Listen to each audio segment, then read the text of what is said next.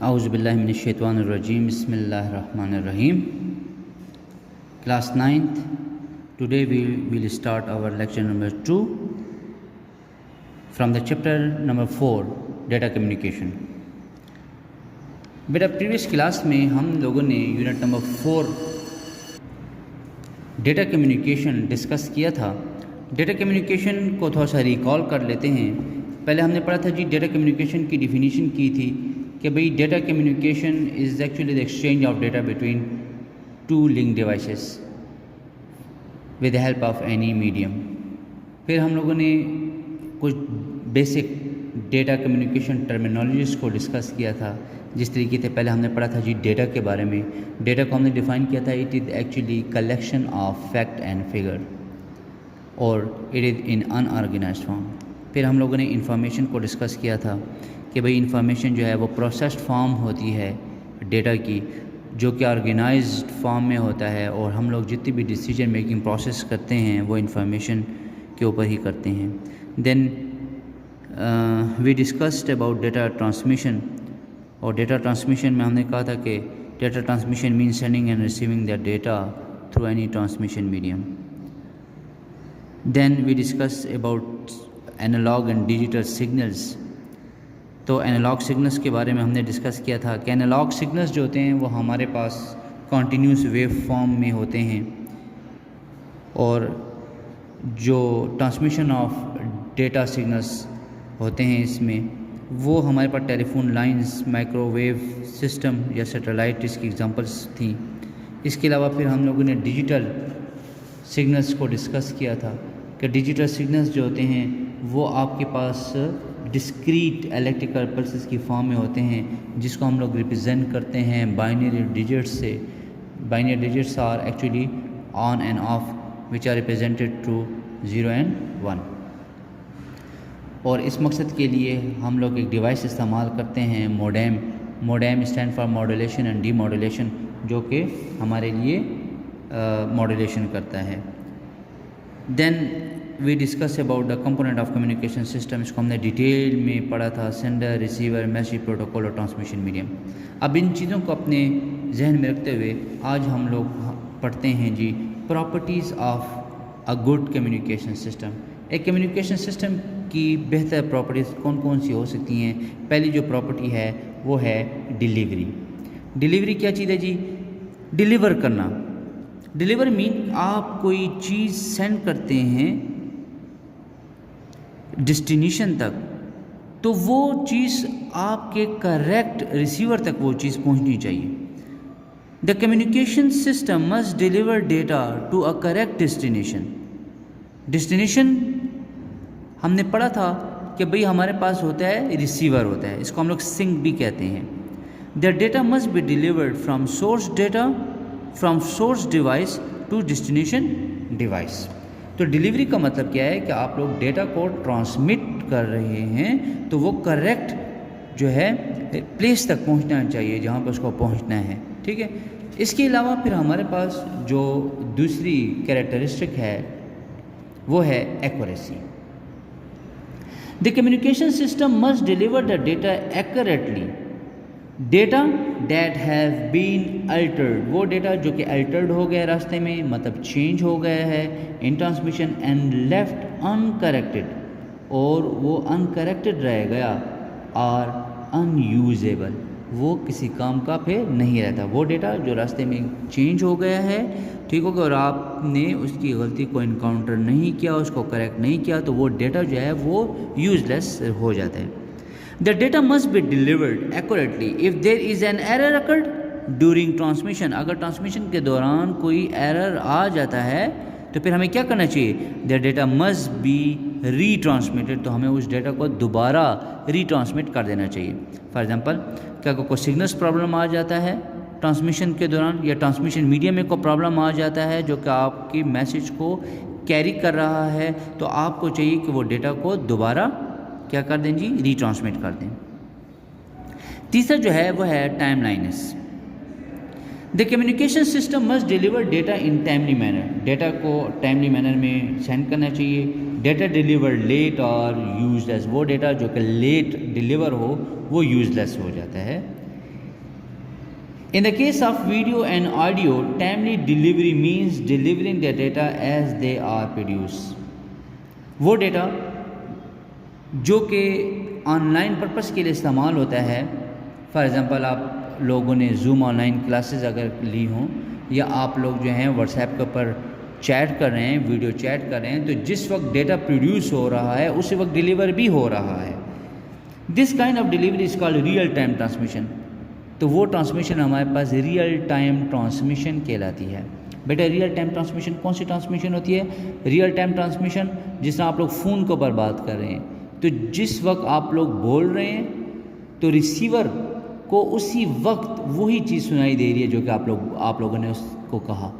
या हम लोग अगर बातचीत कर रहे हैं वीडियो कॉल के थ्रू, तो ये जो कम्युनिकेशन है ये हमारी रियल टाइम कम्युनिकेशन है, और इस ट्रांसमिशन को हम लोग रियल टाइम ट्रांसमिशन कहेंगे। In real time system late data become useless. वो डेटा जो कि लेट आए, लेट पहुँचे, वो डेटा यूजलेस हो सकता है। For example in live television transmission, आप लोग लाइव ट्रांसमिशन देखते हैं ना, फॉर एग्जांपल क्रिकेट का मैच हो रहा है, और अगर अभी मैच हो रहा है तो वो उसकी जो एक्साइटमेंट है, उसका जो रिज़ल्ट है उस वक्त ज़रूरी है। अगर आप लोग उसके 2 दिन बाद देखें तो वो उसकी इतनी इंपॉर्टेंस नहीं होती, ठीक है। इसी तरीके से the video signals must be delivered within time as they are produced without any significant delay.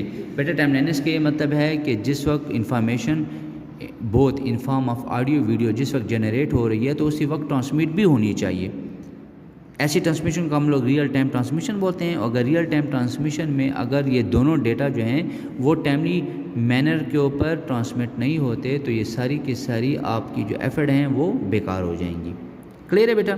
तो हमने 3 कैरेक्टरिस्टिक पढ़ी, डिलीवरी, एक्यूरेसी एंड टाइमलाइनेस। डिलीवरी का क्या मतलब है कि आप डेटा को डिलीवर कर रहे हैं, आपका डेटा डिलीवर हो रहा है, ट्रांसमिट हो रहा है। एक्यूरेसी का क्या मतलब है? आपने जो ट्रांसमिट किया वो एक्यूरेटली जो है रेसिपेंट तक पहुंच गया है, डेस्टिनेशन तक पहुंच गया है। अगर उसमें कोई गलती आ गई है तो फिर आप लोग उसको रीट्रांसमिट करेंगे।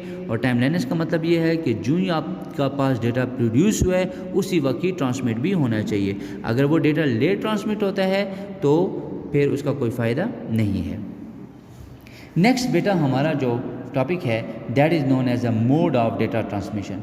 बेटा मोड का मतलब क्या है? Mode mean direction. Data transmission के 2 मोड्स हैं, एक है सिंक्रोनियस और दूसरा है एसिंक्रोनियस। अब पहले हम लोग डिस्कस करते हैं सिंक्रोनियस ट्रांसमिशन मोड को या सिंक्रोनियस ट्रांसमिशन को।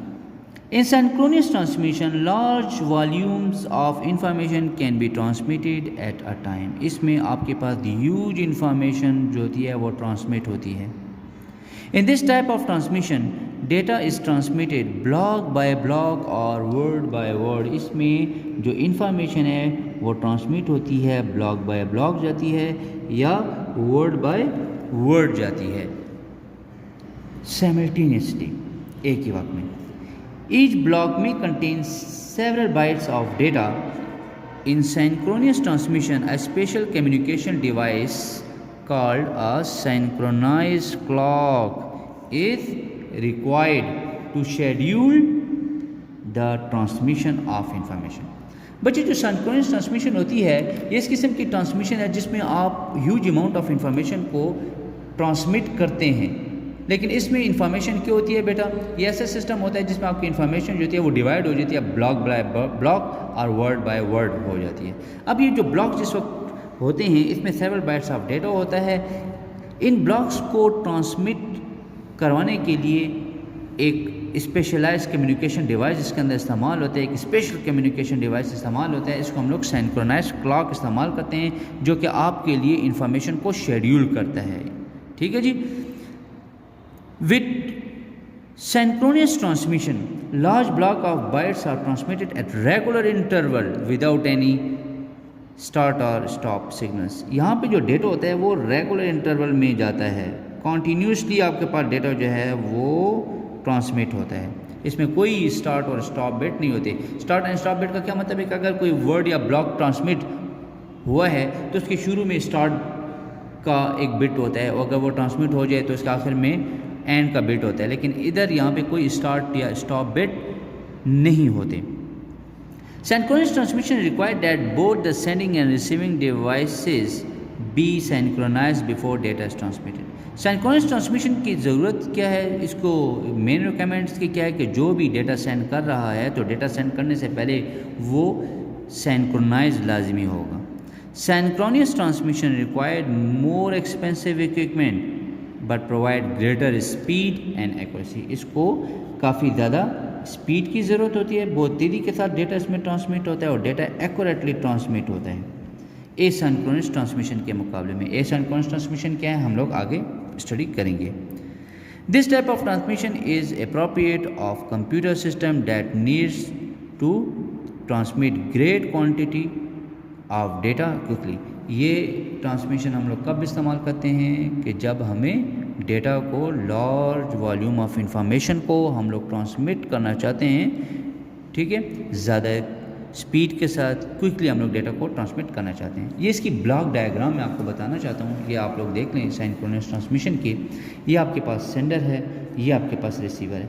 अब आपके पास जो भी इंफॉर्मेशन है इन द फॉर्म ऑफ क्या करें जी, आपके पास देखें ये ब्लॉक्स बन गए 1 2 3 4 5 और हर ब्लॉक्स में सेवरल बाइट्स ऑफ डेटा मौजूद होते हैं। अब यहाँ पे क्या हो गया जी कि इस जितनी भी इंफॉर्मेशन है इसको एक शेड्यूल कर दिया गया कि पहले ये जाएगा, फिर दूसरा डेटा जाएगा, फिर तीसरा डेटा जाएगा, लेकिन ये डेटा यहाँ पे कॉन्टीन्यूसली फ़्लो करता है, रेगुलर इंटरवल्स के साथ डेटा ट्रांसमिट होते हैं और इस डेटा को जो ट्रांसमिट होता है इसको शेड्यूल करने के लिए एक नेटवर्क डिवाइस इस्तेमाल होता है, उसको हम लोग सिंक्रोनाइज क्लॉक बोलते हैं। क्या बोलते हैं बेटा? सिंक्रोनाइज क्लॉक बोलते हैं। ये जो टेक्निक है ये बहुत फास्ट है।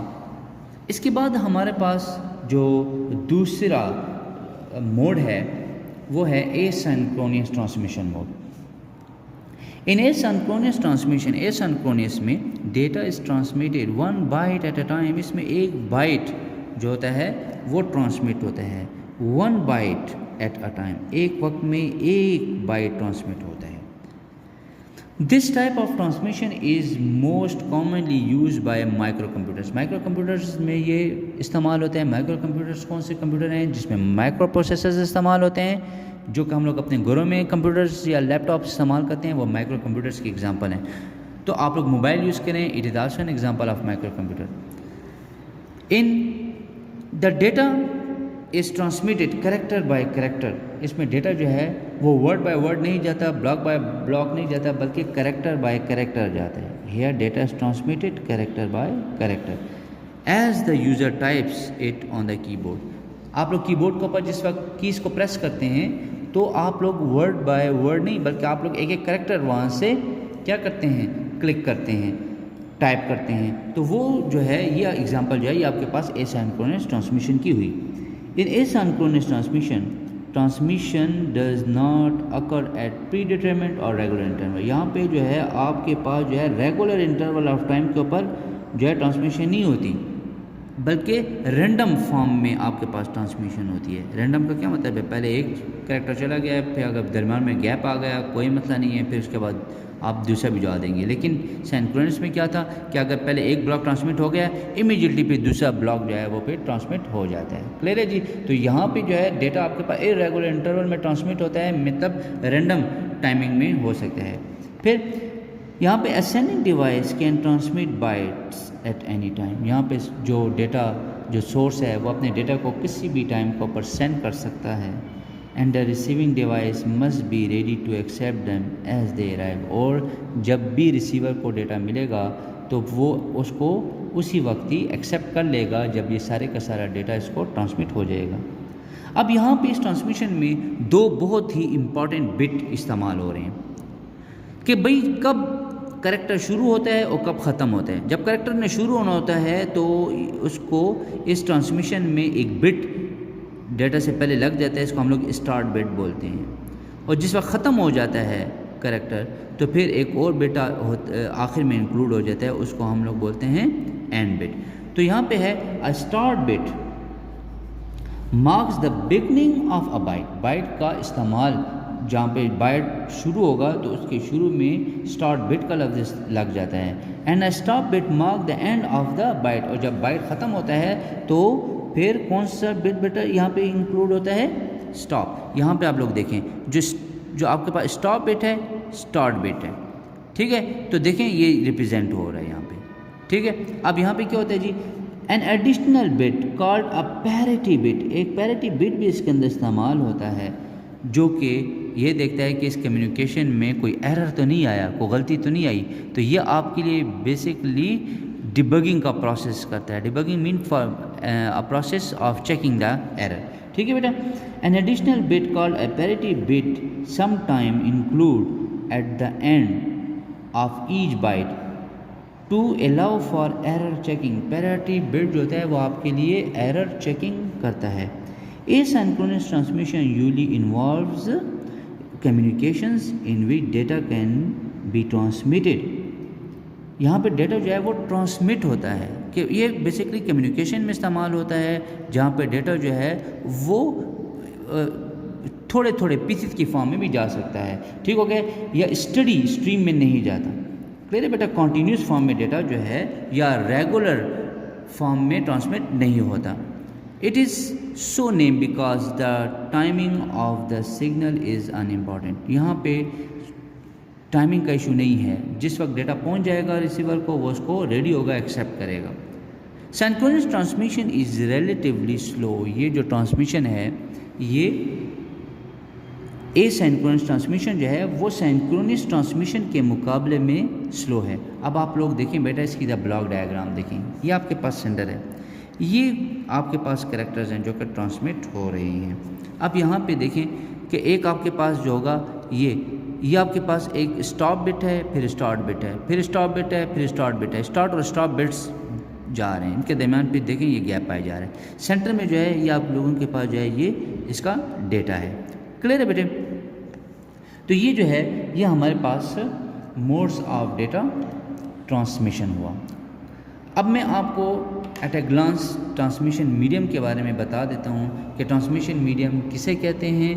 ट्रांसमिशन मीडियम बेसिकली हमारे पास वो पाथ होता है, वो रास्ता होता है, वो चैनल होता है जिसके ऊपर हमारी इंफॉर्मेशन जो है वो ट्रैवल करती है, या इन अदर वर्ड्स सेंडर जो डेटा सेंड कर रहा है और जो रिसीवर रिसीव करेगा, तो सेंडर का डेटा रिसीवर तक पहुँचेगा किस पाथ को फॉलो करते हैं, वो पाथ उसका मीडियम कहलाता है।